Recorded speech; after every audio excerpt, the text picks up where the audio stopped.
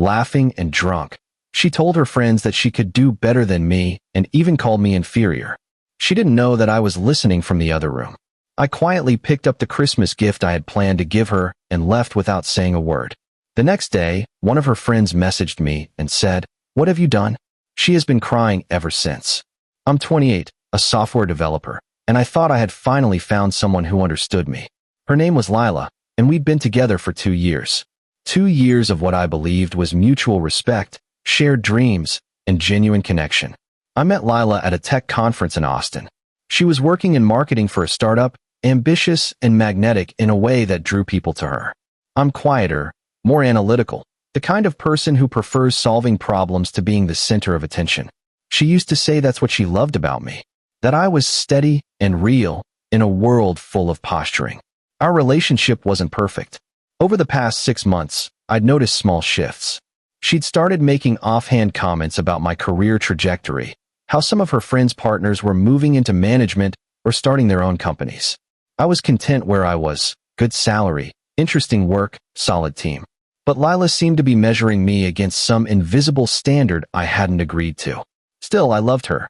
I'd spent weeks searching for the perfect Christmas gift, a vintage camera she'd mentioned once, casually, while we were browsing an antique shop. She'd picked it up, ran her fingers over the lens, and said it reminded her of her grandfather. I found the exact model online, paid more than I probably should have, and had it restored by a specialist. The night before Christmas Eve, Lila hosted a small gathering at our apartment. Just 4 of her friends from work, Paige, Kendall, Britt, and Simone. I'd ordered food, set up drinks, made sure everything was ready. Around 10, I excused myself to finish some work in the bedroom. A client had a critical bug that needed addressing before the holiday shutdown. I was running through code when I heard the laughter from the living room get louder. They'd been drinking steadily for hours. I didn't think much of it. Lila's friends were always loud when they got together. But then I heard my name. I mean, he's nice and all. Lila's voice carried through the thin walls. But sometimes I wonder if I settled. I froze, my fingers hovering over the keyboard. Paige laughed. "Girl, you did not just say that. I'm serious." Lila's words were slurred but clear enough. Like, he's comfortable. Stable. But is that enough? Britt's boyfriend just bought her that car. Kendall's fiancé is opening his own firm. What's Jacob doing? The same thing he was doing when we met. My stomach dropped. Simone's voice was cautious. "Lila, you're drunk."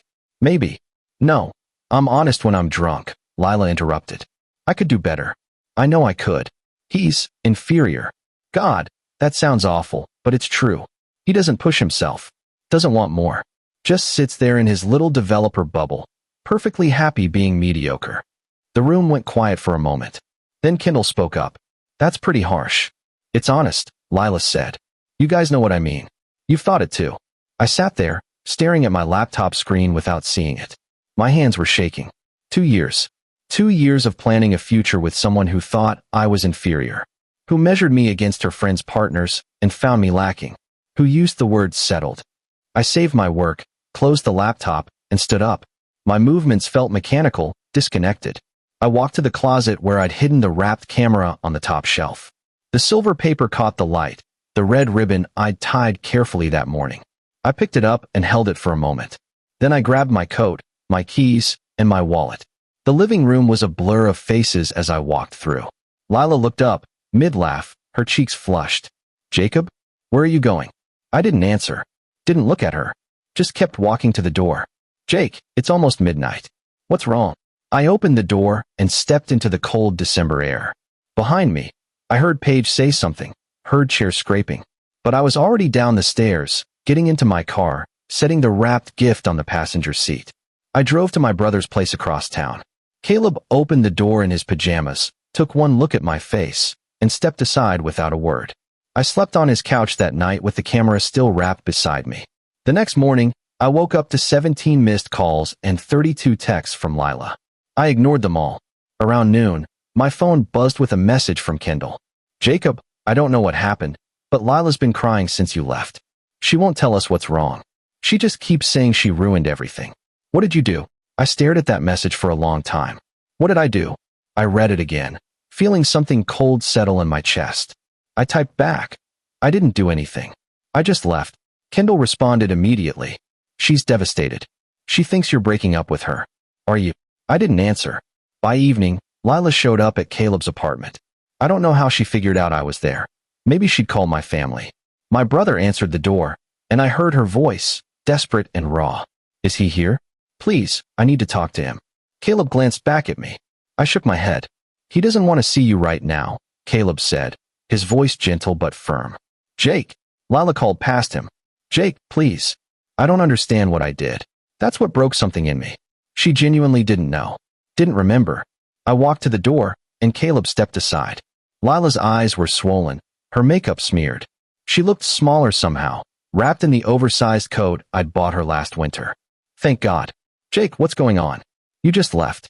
You won't answer my calls. Did something happen? You don't remember last night? My voice came out flat.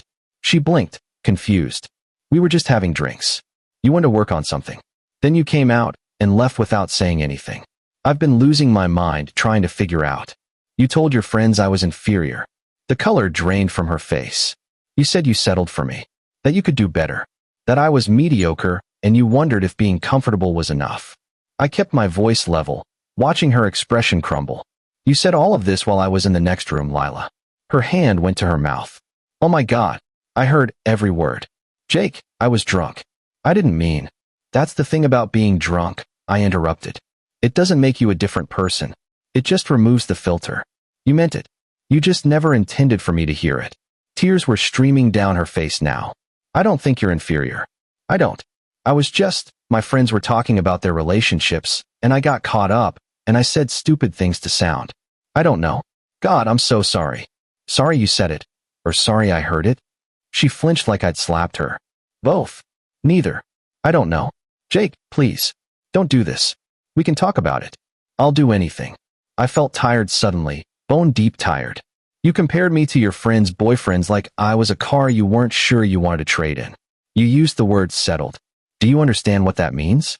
For 2 years, I thought we were building something together. But you've been keeping score, measuring me against people I don't even know. I wasn't. I promise I wasn't. It was just drunken bullshit, the kind of thing people say when they're trying to fit in with a conversation. Her voice was desperate. You know me. You know I love you. Do you? The question hung in the cold air between us. Lila opened her mouth, closed it, tears falling harder. I need you to leave, I said quietly. I need time to think. How much time? I don't know. She stood there for a moment longer, then nodded and turned away. I watched her walk to her car, watched her sit behind the wheel with her head in her hands. Caleb put a hand on my shoulder, and I stepped back inside. Update 1. 3 days passed. It was Christmas Eve, and I was still at Caleb's place. My phone was full of messages, from Lila, from her friends, from my own mother, who Lila had apparently called, crying. Everyone wanted me to talk to her, to give her a chance to explain. But what was there to explain? I kept replaying that night in my head, hearing her voice saying those words with such casual certainty, like it was an obvious truth she'd been thinking for a while. On Christmas morning, Caleb handed me coffee and sat down across from me. You planning to stay in limbo forever? I'm not in limbo. I know what I'm doing. Which is, I didn't answer. He sighed. Look, I'm not going to tell you to forgive her. What she said was shitty. But you've been together 2 years, Jake. Don't you owe it to yourself to at least have a real conversation about it? I tried. She made excuses. She panicked. You ambushed her with it at my door. He held up a hand before I could argue. I'm not saying you were wrong to do that. But maybe she needs time to process too. To really think about what she said and why she said it. I stared into my coffee. The wrapped camera was still sitting on Caleb's bookshelf, untouched. That afternoon, I finally texted Lila. We need to talk. Really talk. Not apologies or excuses. I need to understand what you actually think of me and this relationship. She responded in seconds. Yes. Anything. When? Tonight. 7. The coffee shop on Brennan Street. I arrived early and sat in the back corner. Lila walked in at exactly 7, looking like she hadn't slept in days. She sat down across from me, hands folded on the table, waiting. Tell me the truth, I said. Not what you think I want to hear. The actual truth. Do you think I'm inferior? She took a shaky breath. No, I don't. But I understand why you'd think I do after what I said. Then why did you say it? Because. She paused, struggling. Because my friends were talking about these big flashy things their partners do. Proposals at expensive restaurants, surprise trips to Europe, these grand gestures. And I got insecure. I started thinking about how we're not like that. You're not like that. And instead of recognizing that as a difference, I framed it as a deficit. So you do think less of me? No. I think I was measuring our relationship against a standard that doesn't matter to me when I'm sober. She met my eyes. Jake, I don't want grand gestures. I don't want someone who's constantly chasing the next promotion or starting a company. That's not my life. But when I'm around my friends, I feel this pressure to have that life, to want that life. And I said things that betrayed everything I actually value. Which is what? You. The way you actually listen when I talk. The way you remember small things. The way you're content without needing constant validation or status. I called it mediocrity, but it's not. It's maturity. It's knowing what actually matters. I wanted to believe her. Part of me did. But another part couldn't unhear her calling me inferior. Couldn't unknow that she'd said it with such ease. I bought you something for Christmas, I said. I spent weeks finding it. It was supposed to be special. Her eyes filled with tears again. Jake. But here's the thing. I picked that gift because I pay attention. Because I remember that random afternoon when you picked up a camera and smiled. Because I care about making you happy in ways that aren't about money or status. And none of that mattered when you were talking to your friends. I was just the guy who wasn't as impressive as everyone else's boyfriend. I know, she whispered. I know I hurt you. I know I said unforgivable things. Are they unforgivable? She looked at me, really looked at me. I don't know. That's up to you. But I need you to know that I heard what you said at Caleb's door. About drunk words being honest. And I've spent 3 days thinking about whether that's true. About whether I really believe the things I said. And I don't, Jake. I really don't. What I believe is that I'm insecure and scared, and I projected all of that onto you in the worst possible way. We sat in silence for a while. The coffee shop bustled around us, families and couples enjoying the holiday. Finally, I spoke. I can't just move past this. Even if I believe you're sorry. Even if I believe you don't think those things when you're sober. You said them. And I'll always know you're capable of thinking them, even for a moment. So what are you saying? I'm saying I need space. Real space. Not a few days. Maybe weeks. Maybe longer. I need to figure out if I can trust you again. If I can trust that when things get hard or you're feeling insecure, you won't tear me down to make yourself feel better. Lila nodded slowly, tears streaming down her face. Okay. However long you need. I stood up. I hope you figure out what you actually want. Not what your friends have. What you want. I want you, she said quietly. Then prove it. Not to me. To yourself. I left her there and drove back to Caleb's. The wrapped camera sat on the passenger seat. When I got inside, I unwrapped it carefully and held the restored vintage camera in my hands. It was beautiful, exactly what she'd wanted. I took a photo of it and posted it for sale online. It sold within 2 hours. Update 2. 2 weeks into January, I moved back into our apartment. Lila had been staying with Paige. We'd agreed she'd move out by the end of the month, that we'd split things fairly and go our separate ways. The apartment felt different, emptier, even though most of her things were still there. I was packing up the kitchen when my phone rang. It was Simone, one of Lila's friends from that night. Jacob, do you have a minute? Sure. I need to tell you something. About that night. She sighed. Lila didn't start that conversation. Paige did. She was talking about how her boyfriend bought her a new car, making it sound like that's what love looks like. And then she turned to Lila and said, "What has Jacob done for you lately?" Like it was a challenge. I frowned. Okay. And Lila tried to deflect at first.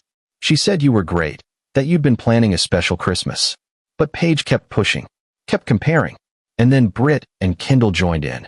And it became this whole toxic thing about measuring relationships by money and status. Simone paused. I'm not excusing what Lila said. She said awful things. But she was being pressured into a conversation she didn't want to have. Why are you telling me this? Because I've watched Lila these past 2 weeks, and she's destroyed. She knows she messed up. But I also watched her friends corner her into a conversation designed to make her feel bad about her relationship. They do that. They're competitive and toxic, and they've been doing it for years. Lila usually doesn't engage, but that night she was drunk and vulnerable, and she caved. I didn't know what to say. I'm not asking you to take her back, Simone continued. I'm just saying, context matters. And maybe Lila needs to figure out why she surrounds herself with people who make her feel like she has to perform or compete. After we hung up, I sat with that information for a long time. It didn't change what Lila had said, but it added layers to it. She'd been set up to fail that night, pushed into a mindset she might not have arrived at on her own. When Lila came by to pick up more of her things, I asked her about it. Did Paige start that conversation? She looked surprised. Simone told you. Yeah. Lila set down the box she was holding. She did. But that doesn't excuse what I said. I still said it. No, it doesn't excuse it. But it explains it. I've been thinking a lot about my friendships, Lila said quietly. About why I spend time with people who make me feel inadequate. Who turn everything into a competition. I think I've been confusing their ambition with my own. Trying to want what they want because it seems like I should. And what do you actually want? She looked at me, and for the first time in weeks, I saw clarity in her eyes. I want someone who sees me, who pays attention, who doesn't need me to be something I'm not. She swallowed hard. I wanted you. I still do. But I understand if that's not possible anymore. I didn't answer right away. Instead, I asked, are you still friends with Paige? No, I'm not friends with any of them anymore. Why? Because Simone was right. They're toxic, and I can't be the person I want to be when I'm around them.